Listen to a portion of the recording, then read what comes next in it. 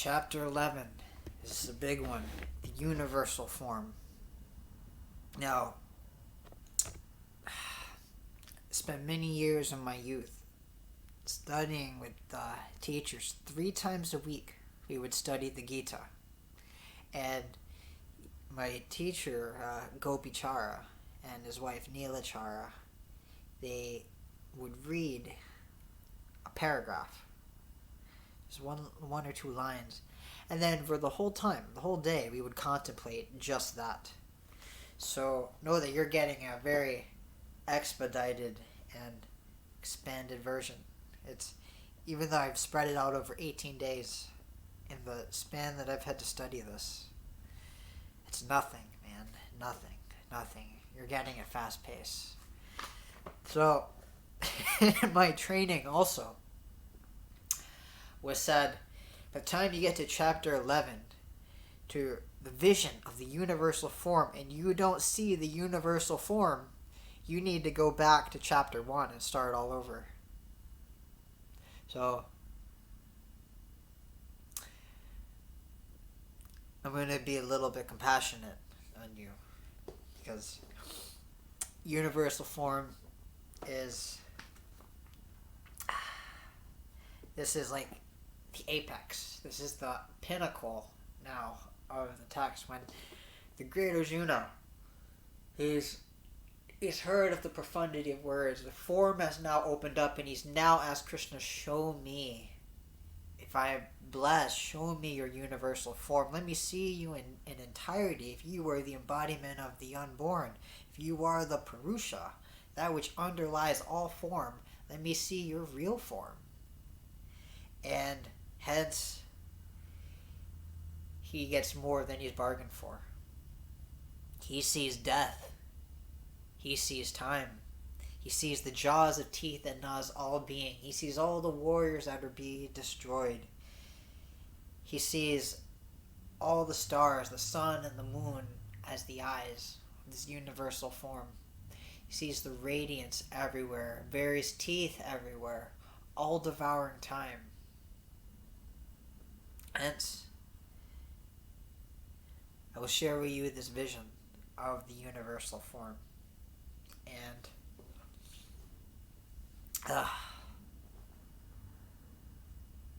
let's begin.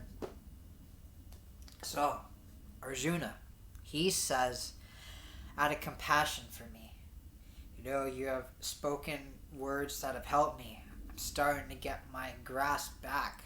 I have great love for you now, Krishna. Now, if I please you, and since you've spoken these words that are ultimately profound, concerning the nature of reality and the self, you being the self, unborn, eternal, it's dispelled my illusion, dispelled my ignorance, and I've learned from you in great length. You've helped me. Oh, you who have the eyes of a lotus, completely pure, the eyes are the gateway to the soul. You see one's soul, the formless, through the eyes, because there are channels connected to the heart. So he says to Krishna, O lotus-eyed one. Remember, the lotus is a symbol of Brahman, purity, unstained by the mud. Krishna, he says, you are the origin and the dissolution of things. And also, you are the never-ending, everlasting greatness. As you have declared yourself, you've said this, yet I'm just reciting your own words. Even so, it is. Can't argue with you. If you say it, it must be so. I'm not sure if that flies in today's world. Fortunately, if somebody says it like that, I am the Purusha. Mamma mia. My father would slap me if I said that. But Krishna, being the embodiment of the Purusha, of the never-ending spirit, he says, yes, you declare yourself to be the supreme. And yet, I desire to see your form as Ishwara, means the Lord. O Supreme Purusha. Purusha is the Supreme Person. And he bows with humility. Remember, you're not just granted this vision. Not something that's just handed unto you. And if you think this is going to be handed unto you, go back to lesson 1. Please, I'm serious. This can't just be handed to you. This is the divine vision. And so, out of humility, you see Arjuna here, he is the symbol of her humble relative self. It's like, oh Lord, Ishwara, if you think me able to hold this, then, O Master of Yogis, reveal to me your unchanging self. You see, and Krishna, he grants through his grace the celestial eye of vision that opens up the world and sees beyond the name and form. And Krishna says, behold my forms, O Partha, by the hundreds and the thousands, never ending, manifold and divine, in various shapes and who. So, no end to his greatness. We said Arjuna addressed him, you are the never-ending greatness, everlasting. Now, all of the gods, all of the heavenly realms, all of the beings that have ever existed will exist, the ancestors, the Mains, the Petris, the Ajmans, the Rudras, everything is a portion of the universal form. What underlies the form is the unborn. Everything resides within the unborn. But as the Purusha, as the supreme universal spirit, Krishna is all these things. And within him, he says, I behold the Adityas.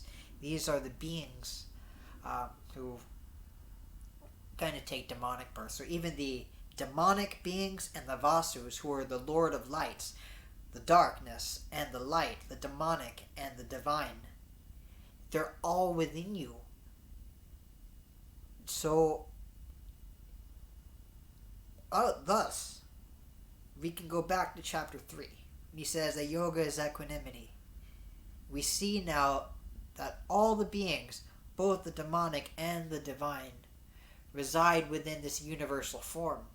And this is just the beginning, where Arjuna's eyes are like, I may be getting more than I asked for. I'm not sure I can integrate this quite yet. And he will get. I behold the Adityas, the Vasus, the Rudras, which are the destroyers of worlds. Like Shiva, he's known as the Rudra. It means he's the manifestation of the anger and the destruction. So, and the twin Ajmans, these are the wind horses, the great communicators and travelers, and the Maruts, the ones who charge and amplify. Behold, O Bharata, says Krishna, the many wonders that no one has ever seen. He's showing him the great mysteries that can only be told through the symbol and parable, and is being told to his dear friend. And it says, and with these eyes that I give you this vision to see this truth, behold my magnificent form. And many beings, they cannot see this, but you shall see. I will give you this divine eye, an extension of my sovereign power, the cities of yoga that I've bestowed upon you. And remember, behind the scenes of all this, we have the charioteer Sanjaya narrating this to the blind king Dhritarashtra, who is the symbol of ignorance here. He can't see. He didn't want to see his 100 sons destroyed on the battlefield. But now Sanjaya is going to tell him what Arjuna sees, and it blows Sanjaya's mind, because he didn't even want to see his 100 sons destroyed. And this explanation by Sanjaya, it blows his mind. So Sanjaya says to the blind king, and haven't spoken, O king, O Dhritarashtra, it's the Hari, the great lord of yoga. He's revealing to Arjuna his supreme form as the Lord Ishwara. Ishwara, in Sanskrit, it means the Lord, which is why one of the epithets for Shiva which you may see through many Kashmir Shai texts, is Maheshwara, means the great Lord. Krishna as his universal form is similar. It's because even Rudra as the form of the destroyer is within him. He's the embodiment. Even what you would say as Vishnu, Brahma, and Rudra exist within the universal form. All manifestations of the unborn.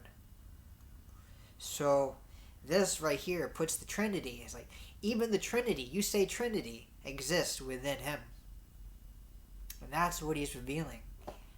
Pinnacle, and that even those who've given themselves to yogic penances and practices may spend a whole lifetime in austerities and they may not get that vision to see, but through the grace of Arjuna and the humility of bowing down and actually seeing Krishna's divine nature, he gets that sight. He gets to see the truth, and he's earned it. It wasn't just handed to him. He's earned this. I see you, with many faces. He's in prostration here. Many faces, many eyes, many wondrous sights, many wombs, bedecked with many ornaments, garlands, many diverse weapons, celestial ornaments, necklaces, vestments. They're appointed with divine perfumes, scents. They're all wonderful, resplendent, boundless, with faces on all sides. So nowhere is Maheshwara, the great Lord, not in his universal form. Everything that is to be enjoyed, everything that is beautiful, everything that is ornament, all the objects of the senses, all the objects of the taste, the various perfumes, the sounds, the scents. This is just a small portion of the universal form. And in the last chapter, remember, he was reciting all of the chiefs that he is. Now he's revealing himself in his entirety. I am that. I am the Purusha. I am the unborn. This is my magnificence. And he's speaking as the sovereign. He's speaking as one to Arjuna who is a manifestation from his nature, an extension of him. I am you, Arjuna. I communicate this to you as a beloved. And Arjuna's like, it's as if, my friend, the radiance of 1,000 suns were to be burst forth at once. My eyes are illumined. It is much for me to bear to see. It's as if the suns were to burst forth all at once in the sky, and I'm blinded. If it's like that. If all the suns were to burst in the sky at the same time, that wouldn't even equal a portion of the splendor of the magnificent one. So there, in the person of God's Arjuna, he beholds the whole universe with its many divisions and forms, all gathered together in one, the form of Krishna, showing his sovereignty and magnificence, the great splendor and radiance. Then Arjuna is overcome with wonder at this sight. His hair stands on end, like when you see something magnificent and it'd be overwhelming, like somebody who raises their tone because they're so excited to tell you. And he feels all of that, for he's never seen anything like this before in his entire life. And he bows with his head to the Lord in humility, joins the palms in salutation, and addresses Krishna. He says, in your body, O Lord, I behold all the gods within you, all the various hosts of beings. I even see Lord Brahma seated on his lotus throne within you, the Creator. I see all the sages, the rishis, the co-creators of the world. They are all within you. The celestial serpents, the nagas, the supports for the world, they are all within you. I behold you with myriad arms, working with various hands in many directions, various bellies digesting, eating everything. I see you with many faces, many eyes, many forms. I behold the infinite, no end to thy splendor. You are on every side. I do not see an end to you. I don't see a beginning, nor do I see a middle. No end. You are the Lord of the universe. It's you who holds this up with a single strand of thread. I see you in your universal form. I behold thee on all sides. You're glowing, radiating, a mass of radiance, and I'm blinded. I see your diadem, your crown of light. I see your mace and discus, your power, and your wheel of time, blazing everywhere like a burning fire, and the burning sun, hard to look at, hard to see, and beyond all measure. You are the imperishable. You are the supreme being. It is you who is to be known. You are the supreme comfort of the whole universe. The whole universe rests within you. You are the undying guardian of the eternal Dharma and its protector. You, in my opinion, are the supreme being. You are the primal person. And he beholds his magnificence, and it becomes overwhelming. I behold thee as one without a beginning, middle, and an end. I see you with infinite arms, and with immeasurable strength, with the sun and the moon as your eyes, and with your face shining like a blazing fire, radiating in all directions and burning with the radiance of the whole universe. It's you alone who fills all space between the heaven and the earth, and it's you who fill all the quarters of the sky. You are the mighty one. You are the three worlds, and I behold all the marvels, every appalling form, and I tremble in fear, for it's all within you.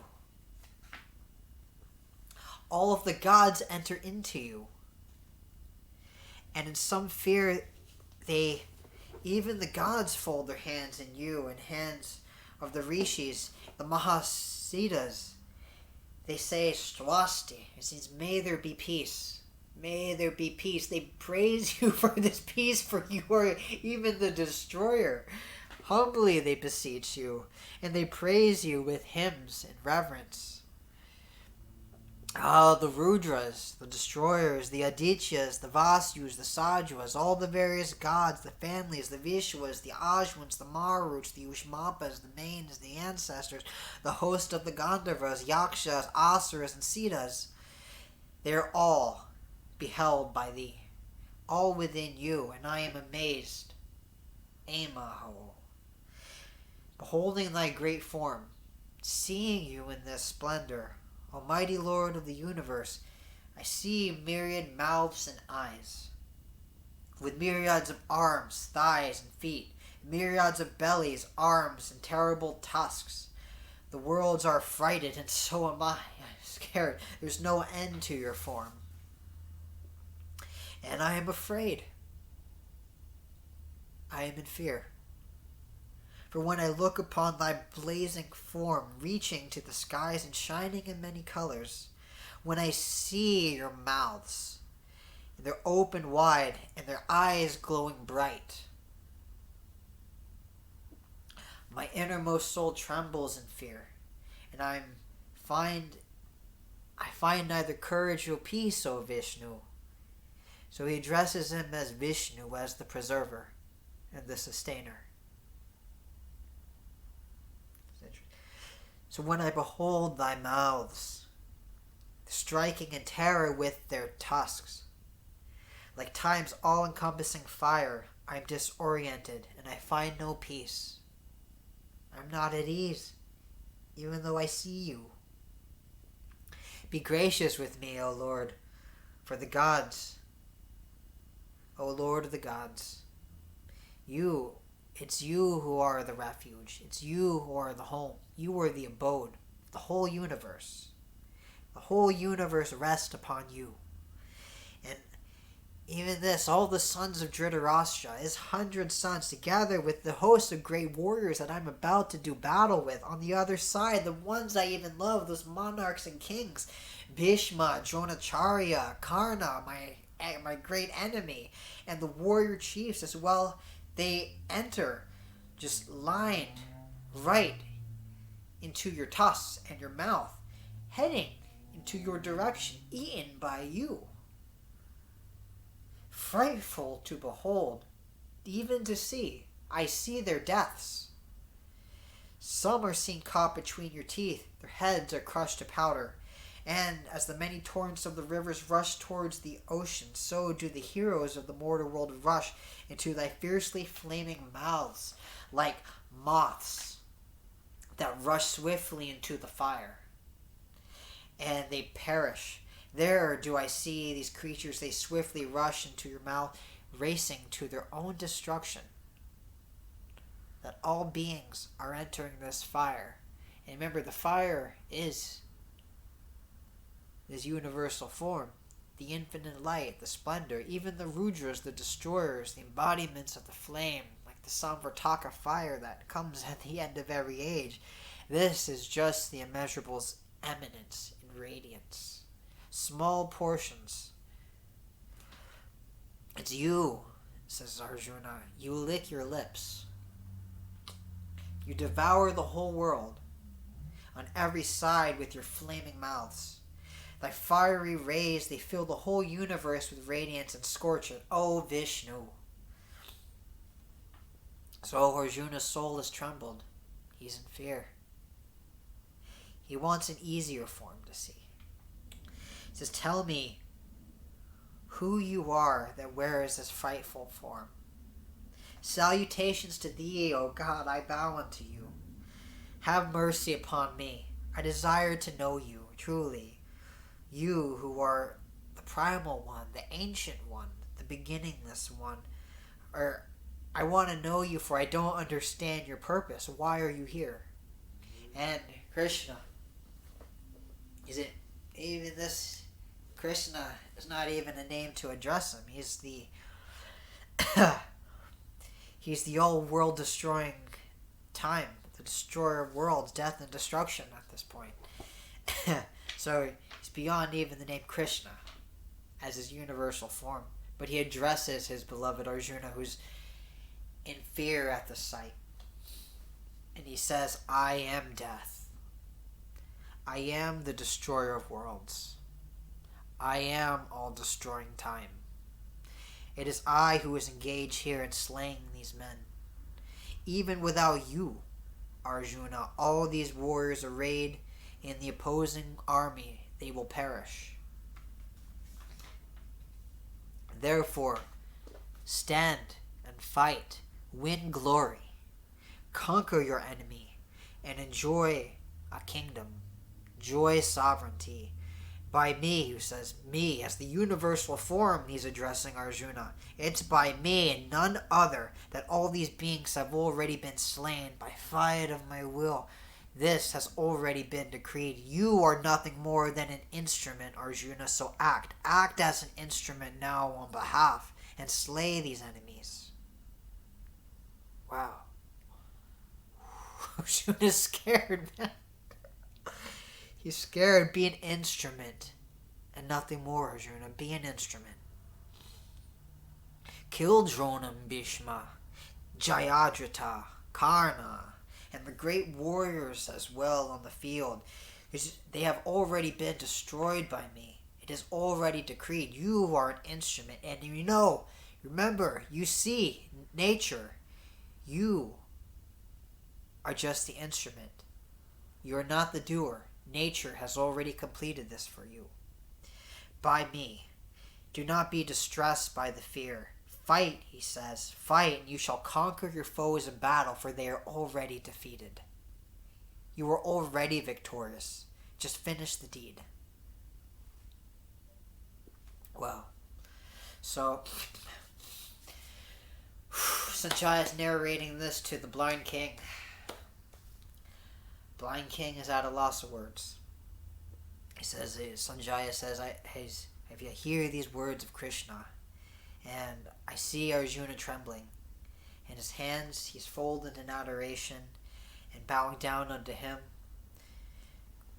Arjuna is overwhelmed with fear at the sight. He salutes Krishna and addresses him again and again with a faltering voice because he's afraid, he's choking up. Now it's what? Arjuna says, it is right, Hrishikesha. It's right. And the whole world rejoices and delights in glorifying you. Even the demons, the Rakshasas, they flee on all sides in terror. The host of the Siddhas, the powerful ones, the perfect ones, they all bow to thee in adoration. The whole world honors you, pays reverence to you. And I am so sorry, my friend, so sorry that I've ever addressed you incorrectly. Why should anyone not respect you? Why should anyone not bow down to you? You are the mighty being. You are greater than all. You are even the cause of even Brahma, the creator. You are the creator of the creator. The creator is in you. You are the infinite one. You are the home of the gods. There are no gods without you. You are their support. You are the refuge, the home. You are imperishable, unchanging. You are both being and non-being. There's no form that can describe you. There's no end to your magnificence. You are in all directions. It is you which is supreme. You are the first of the gods. There was none before you. You are the ancient soul. You are the supreme resting place, the abode of the whole universe. The universe rests within you. You are the knower. You are that which is to be known, and you are that which is the goal to be known. It is you, O Krishna, that the whole world is pervaded by you in your infinite forms. Swasti eva ho. It's you who are the essence of the gods. You are the wind. You are death. You are fire. You are the moon. You are the Lord of water. You are the creator. You are the Prajapatis, the co-creators. You are the grandfather. Salutations and salutations, salutations again to thee from all sides 1,000 times, again and again. Thank you. Salutations to thee again and again, O Blessed One, in all your various forms, for no end to your greatness. Salutations from above, salutations from below, salutations to thee from behind, salutations on every side. O all, you are infinite in might, immeasurable in strength, vast, thou pervades all, therefore you are all. There's nothing that can describe you. You are everything. You are the unborn. You are the eternal. You are the immutable. You are the unchanging. And if I've ever said anything rash, if I've ever said anything to offend you, if I've ever said anything in jest, even saying, "Oh Krishna, oh Yadava, oh friend," and I regard you in jest, unaware of your magnificence, unaware of your greatness, please, please, please forgive me. In whatever other ways I may shown disrespect to you, please forgive me. And while playing or resting or sitting or eating, O eternal Lord, in the presence of others, that I might implore thee, O immeasurable one, please, please, please forgive me. Deep humility here. All the times that words were said, and it was a joking matter, and he didn't see the greatness. And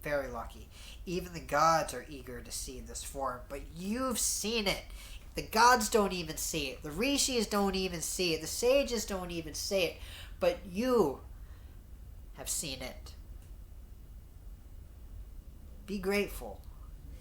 Neither by the Vedas, nor by the penances, nor by alms, nor by charity, nor by giving, nor by study, nor by sacrifice am I to be seen in the world of form which you have now beheld. It cannot be earned through action. It's not earned through strife. It's not found through effort. But you found this. It is only found. He's telling you now, listen. He's telling you how to see this. It is earned through devotion. But by devotion alone to me, the universal form. By devotion alone may I be known. And Arjuna realized, by devotion, I may be entered into. So, he summarizes the essence of the Gita. What is essential here as he addresses his dear friend who's earned this vision, who's earned the sight at the universal unborn Purusha. He who works for me, he works for me, he looks for me, he acts on behalf of me, he works for the highest good. That is one who is devoted to me.